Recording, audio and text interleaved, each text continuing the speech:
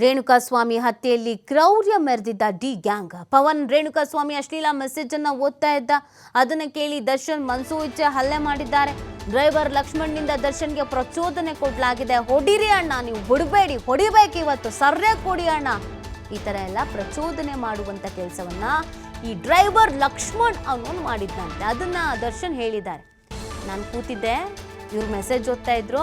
ಅಣ್ಣ ಹಿಂಗ್ ಮೆಸೇಜ್ ಮಾಡಿದ್ದಾರೆ ನೋಡಿ ಅಣ್ಣ, ಅಣ್ಣ ನೋಡಿ ಅಣ್ಣ ಈ ಮೆಸೇಜ್ನ, ಬಿಡ್ಬೇಡಿ ಅಣ್ಣ ನೀವು, ಬಸ್ ಹುಡುಗಿ ಬಸ್ ನೀವು ಅಂತ ನಂಗೆ ಅವರೆಲ್ಲ ಪ್ರಚೋದನೆ ಮಾಡ್ತಾ ಇದ್ರು ಅಂತ ದರ್ಶನ್ ಹೇಳಿರೋದ್ರಿಂದ ಲಕ್ಷ್ಮಣ್ಗೂ ಪವನ್ಗೂ ಕೂಡ ಸಂಕಷ್ಟ ಬಂದಿದೆ. ಅಣ್ಣ ಇವನು ಕೆಟ್ಟ ಮೆಸೇಜ್ ಕಳಿಸಿರುವ ಚಾಳಿ ಇದೆ, ಅಕ್ಕನಿಗೆ ಕೆಡ್ದಾಗ ಮೆಸೇಜ್ ಕಳಿಸಿದ್ದಾನೆ, ಹೀಗೆ ಅನೇಕ ಚಿತ್ರನಟಿಯರಿಗೆ ಮೆಸೇಜ್ ಮಾಡಿದ್ದಾನೆ. ಈ ಮಾತನ್ನ ಕೇಳಿ ಕೋಪದಿಂದ ದರ್ಶನ್ ಜಾಡಿಸ್ ಒದ್ದಿದ್ರಂತೆ. ರೇಣುಕಾಸ್ವಾಮಿ ಮೊಬೈಲ್ನಲ್ಲಿ ಫೋಟೋವನ್ನು ತೋರಿಸಿದ್ದಂತೆ ಪವನು. ಅದನ್ನು ನೋಡಿ ದರ್ಶನ್ನಿಂದ ರೇಣುಕಾಸ್ವಾಮಿ ಮೇಲೆ ಹಲ್ಲೆಯನ್ನ ಮಾಡಲಾಗಿದೆ. ಪ್ರತಿಯೊಂದು ಕ್ರೌರ್ಯದ ಕಹಾನಿಯನ್ನ ಚಾರ್ಜ್ ಶೀಟ್ನಲ್ಲಿ ಉಲ್ಲೇಖ ಮಾಡಲಾಗಿದೆ. ಈ ರೇಣುಕಾಸ್ವಾಮಿ ಮಾಡೋ ಕೆಲಸ ಇಲ್ಲದೆ ಕಂಡೋರಿಗೆಲ್ಲ ಮೆಸೇಜ್ ಮಾಡಿದ್ದಂತೆ, ಅವ್ರಿಗೆ ಇವ್ರಿಗೆ ಎಲ್ರಿಗೂ, ನೀನು ಚೆನ್ನಾಗಿದ್ಯಾ, ನೀನು ಸಖತ್ತಾಗಿದೆಯಾ, ನೀನು ಬ್ಯೂಟಿ, ಈ ಥರದ್ದೆಲ್ಲ ಇನ್ನೂ ಏನೇನೋ ಇದೆ, ಅದನ್ನೆಲ್ಲ ಮೆಸೇಜ್ ಮಾಡಿದ್ದಂತೆ. ಅದನ್ನೆಲ್ಲ ಈ ಪವನ್ ಓದೋದು ಹೇಳ್ತಾ ಇದ್ದಂತೆ. ಅಣ್ಣ ನೋಡಿ ಅಣ್ಣ ಮೆಸೇಜ್ ಮಾಡಿರೋದು ಹೆಂಗೆ ಮಾಡಿದ್ದಾನೆ ನೋಡಿ ಅಣ್ಣ, ಅವನ್ನ ಬಿಡಬಾರ್ದು ಅಣ್ಣ, ಹೊಡಿಬೇಕಣ್ಣ ಅಂತ ಈ ಲಕ್ಷ್ಮಣ್ಣು ಮತ್ತು ಪವನ್ ಇಬ್ರೂ ಕೂಡ ಹೇಳಿದ್ರಿಂದ ದರ್ಶನ್ ಉದ್ವೇಗಕ್ಕೆ ಒಳಗಾಗಿ ಹಲ್ಲೆಯನ್ನು ಮಾಡಿದ್ದಾರಂತೆ.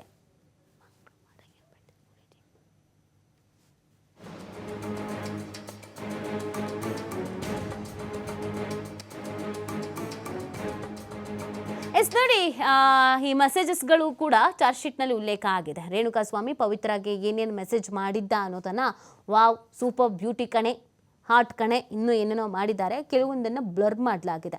ಸೊ ಅಶ್ಲೀಲವಾದಂಥ ಮೆಸೇಜನ್ನು ಈತ ಮಾಡಿದ್ದ. ಈ ರೇಣುಕಾಸ್ವಾಮಿದೇ ಮೊಬೈಲ್ ತಗೊಂಡು ಪವನ್ ಮತ್ತು ಲಕ್ಷ್ಮಣು, ಅಣ್ಣ ನೋಡಿ ಅಣ್ಣ ಹೀಗೆಲ್ಲ ಮೆಸೇಜ್ ಮಾಡಿದ್ದಾರೆ, ನಿನ್ನ ನಂಬರ್ ಕೊಡು, ಇನ್ನೊಂದು ಮತ್ತೊಂದು, ಅಲ್ಲಿಗೆ ಬರ್ತೀನಿ, ಇಲ್ಲಿಗೆ ಬರ್ತೀನಿ, ಅಲ್ಲಿಗೆ ಬಾ, ಇಲ್ಲಿಗೆ ಬಾ, 10,000 ಕೊಡ್ತೀನಿ, ಹಾಗೆ ಹೀಗೆ ಏನೇನೋ ಮೆಸೇಜಸ್ಗಳು. ಸೊ ಆ ಮೆಸೇಜಸ್ಗಳನ್ನು ಕೂಡ ರಿಕವರ್ ಮಾಡ್ಕೊಂಡಿದ್ರು ಪೊಲೀಸರು. ಅದನ್ನು ಚಾರ್ಜ್ ಶೀಟ್ನಲ್ಲಿ ಉಲ್ಲೇಖ ಮಾಡಿದ್ದಾರೆ ಪೊಲೀಸರು.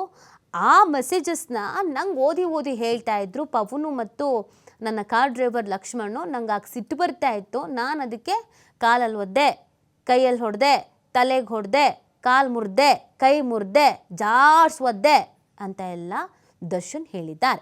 ಸೊ ಅದನ್ನು ಕೂಡ ಈ ಚಾರ್ಜ್ ಶೀಟ್ನಲ್ಲಿ ಉಲ್ಲೇಖ ಮಾಡಲಾಗಿದೆ.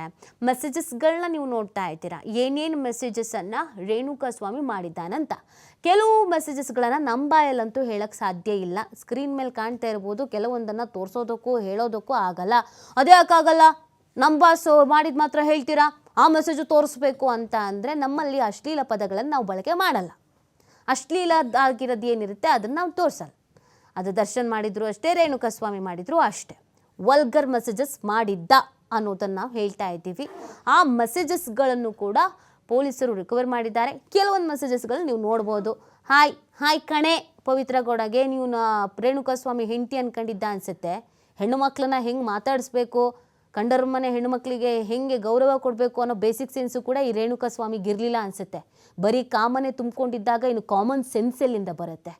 ಹೀಗೆ ನಂಬರ್ ಕೊಡು, ಗುಡ್ ನೈಟ್ ಕಣೆ, ಪಕ್ಕದಲ್ಲಿ ಹೆಂಡತಿ ಗರ್ಭಿಣಿ, ಆಕೆ ಬಗ್ಗೆ ಕಾಳಜಿ ಇದ್ದು, ಆಕೆ ಬಗ್ಗೆ ಗೌರವ ಇದ್ದಿದ್ರೆ, ವಯಸ್ಸಾಗಿರೋ ತಂದೆ ತಾಯಿ ಅವರು ನೋಡ್ಕೋಬೇಕು, ನಾನು ಒಬ್ಬನೇ ಮಗ, ನಂಗೆ ಯಾಕೆ ಬೇಕು, ಇದೆಲ್ಲ ಇದ್ದಿದ್ರೆ ರೇಣುಕಾಸ್ವಾಮಿಗೂ ಈ ಪರಿಸ್ಥಿತಿ ಬರ್ತಾ ಇರಲಿಲ್ಲ.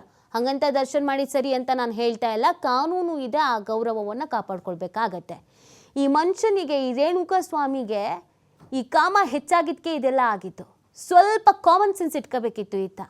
ನಾನು ಶಿಸ್ತಲ್ಲಿರಬೇಕು, ನಾನು ಬಡವ, ನಂಗೆ ಬರೋದೇ 20,000 ಸಂಬಳ, ಅದರಲ್ಲಿ 10,000 ಪವಿತ್ರಂಗೆ ಕೊಟ್ಟರೆ ನಾನು ಎಲ್ಲಿರೋಕ್ಕಾಗತ್ತೆ, ನಾನು ಹೆಂಗೆ ಬದುಕೋಕ್ಕಾಗತ್ತೆ, ನಾನು ಹೆಂಡತಿಗೆ ಸ್ಕ್ಯಾನಿಂಗ್ ಮಾಡಿಸ್ಬೇಕು, ಆಕೆ ಗರ್ಭಿಣಿ, ಅದಕ್ಕೆ 5,000 ಖರ್ಚಾಗತ್ತೆ, 10,000 ಪವಿತ್ರಂಗೆ ಕೊಟ್ಟು 5,000 ನನ್ನ ಹೆಂಡತಿ ಮೇಂಟೆನೆನ್ಸ್ ಮಾಡ್ಕೊಂಡು ಇನ್ನು ಮನೆ ಸಾಧ್ಯ ಯಾಕೆ ಬೇಕು ಹೇಳಿ? ಇವೆಲ್ಲ ಅಧಿಕ ಪ್ರಸಂಗತನ ತಾನೆ. ಸುಮ್ಮನೆ ಇದ್ದಿದ್ರೆ ಕೆಲಸ ಮಾಡ್ಕೊಂಡು ತನ್ನ ಪಾಡಿಗೆ ತಾನೋ ಏನೂ ಆಗ್ತಿರ್ಲಿಲ್ಲ.